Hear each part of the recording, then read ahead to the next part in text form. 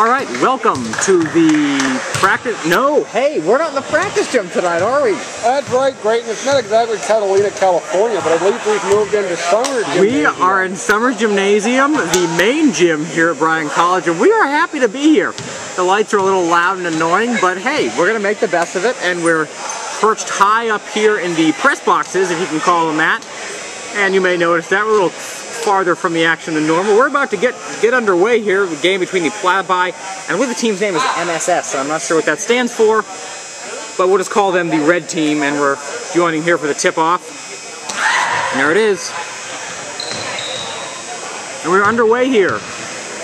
The MSS, one of the better teams in the league, were beat, of course, by the team that Pac-Man that the Platypi lost to last week, but still, I think it could be said that the MSS may be the second best team in the league.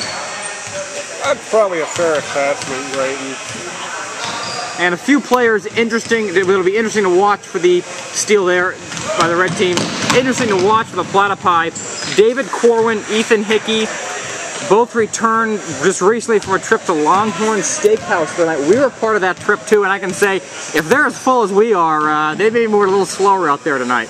That's true. Actually, on the way home from that trip, David Corwin suffering from a mild fit of hysteria. So yeah, it's interesting to see how that affects. You gotta wonder if that has anything to do with all the food that he ate. We all ate to our heart's content, I think it's fair to say.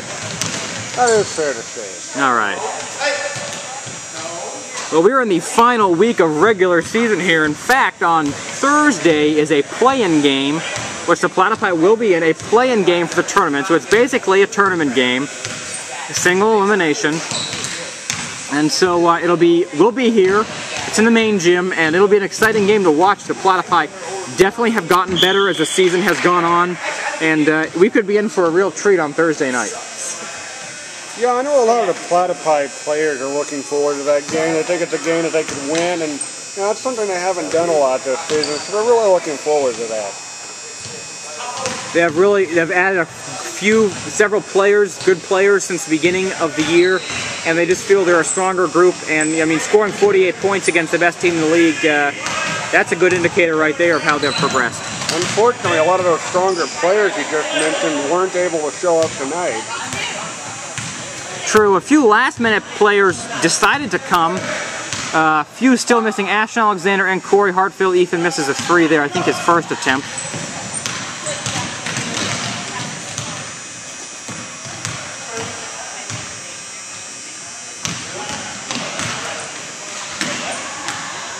Nice rebound, steal. Oh, well, Steve got the ball. Kind of a slow start for both teams. We're 2-0 red team with 17:30 to go in this first half. So a good sign for the Platypi. They haven't put up any points, but they've held the team, something they could not do in their 48-80 loss to the Pac-Man last week. And it seems like the Platypi are either holding their opponents or scoring a lot of points. And they could just put those two together. We might see a W for the defeated Platypi. True, and you know, that's something we will look for on Thursday night. Normally we're just going to have 2 games this week, the game tonight and then the play-in game on Thursday. A last-minute game was added last night, so we'll be back here 2 nights in a row. I think you mean tomorrow night, Grayton. Last night has already happened. I'm sorry. I'm sorry. I think all this food is kind of interfering with all my energy is focused on digesting all this food I just ate and not so much in my brain right now, but that's okay. Yes, tomorrow night we'll be here. I believe the game's at 10:15. So, yeah, we're looking forward to it. Kind of a doubleheader for us, and then a game on Thursday. So, we will definitely be busy as a 2 goes in there for the red team, and they are up 6-2. Platypi take the ball down the court. I noticed the Platypi are really taking their time tonight. A lot of people think that's because Jonathan Warner is a little under the weather right now, didn't show up, and you know, this team, there seems to be a little tension. Nice rebound there. On the 3rd try, the ball goes in, and that's something that the Platypi have been allowing a lot. You know, a 3rd try basket on the other team. They just got one there. Steve puts in, you know, the 3rd try. His 3rd time's the charm, and that's something they need to happen as the answer with the 2. And that is what I was saying, really, is that Jonathan Warner, a lot of the team feels like he's kind of holding on to the ball a little too much and not passing it around. And you know, in a game like that, still there. passing is essential because if the same guy is taking a shot all the time, they only have to guard one person. Absolutely. So with 16:36 to go, 10-4 our score in favor of the red team. We are in another steal there. We are in for a treat later on in our broadcast. Former Platypi player Jonathan Neal will be joining us. Jonathan, not really been here for the previous games. After the first game, the preseason tournament he played, decided to call it quits. A good time to do so before you get invested in the team. He did so and really has not been a part of the team, but he's back tonight watching, and he's agreed to join us in the booth later. So we'll have a special interview with him, just seeing what it's like not to be playing. He played last year too, so this has got to be a change for him. It really does. And I think the rest of the team hated to see him go. Last year, Jonathan Neal was a real power player, and he definitely made an impact on the Platypi team. Nice show there by Steve. And you know, his reason was given was one that is legitimate. He just wasn't having fun anymore. We saw that happen during volleyball last semester, and it's a legitimate reason to leave, and really no one can get mad at you for leaving for that reason. Free try here. That one's good. There are a few good reasons. Josh Baird made that one. There are a few good reasons to leave intramural sports.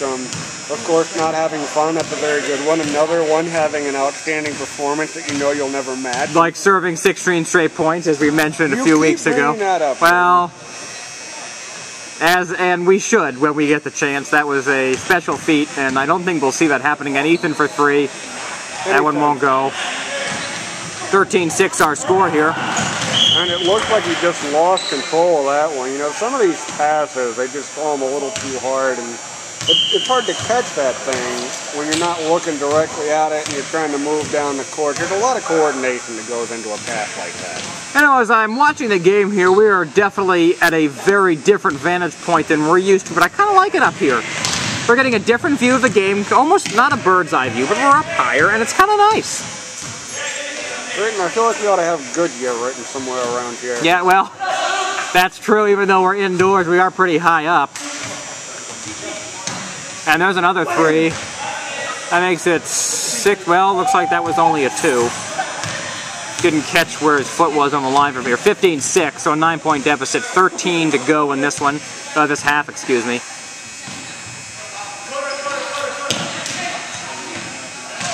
And there's still plenty of time for the Platypi to turn this around, Grady. Absolutely. You know, they're hanging tough. They do that in this first half. Where we really need to watch is the second half. They had such a phenomenal second half in the last game, scoring 30-something points. This is for 3. That's well short. And off on red. Platypi get the ball. They had such a great second half against a good team last week. You kind of have to try and build on that. You know, 48 points is good no matter who you're playing. And they need to try and build on that and do a little more of that tonight and tomorrow, really getting warmed up and seeing what really works for their play-in game on Thursday, which is really probably the biggest game of the season. A key component of that second half last game was Corey Hartfield. Corey, as we mentioned earlier, not here tonight. You know, I think that might affect the chemistry that this team has. True, and Corey, when we asked him, was a little unsure about. Nice defense there. A little unsure about why he was not going to be here. It was they had work to do and then he wanted to eat. Excuse me. So we're not really sure. Needless to say, he's not here. Another 2 points for the red team. That makes it 17-6. 11:45 to go in the half. You know, I can understand having to study or having to eat, but when a group of guys on your hall need you for an intramural team, you know, you've got to be able to give them a good reason. Absolutely, and the ball goes out there. We'll probably see one more possession here, and then we'll go to our first break. I think we're going to try and get Jonathan Neal up here in the second half. By that time, we'll probably have run out of things to talk about and be so full we'll just be kind of lounging up here and probably half asleep. So we're going to get Neal in here to keep us awake. Neal's always good for keeping you awake. Absolutely. And 2 misses, rebound, and that's a foul. So we're going to go to break here. Free throws aren't that exciting. We're going to go to break here, our first break in this first half with 11 minutes to go. 15-6 in favor of the red team. We'll be right back on Basketball.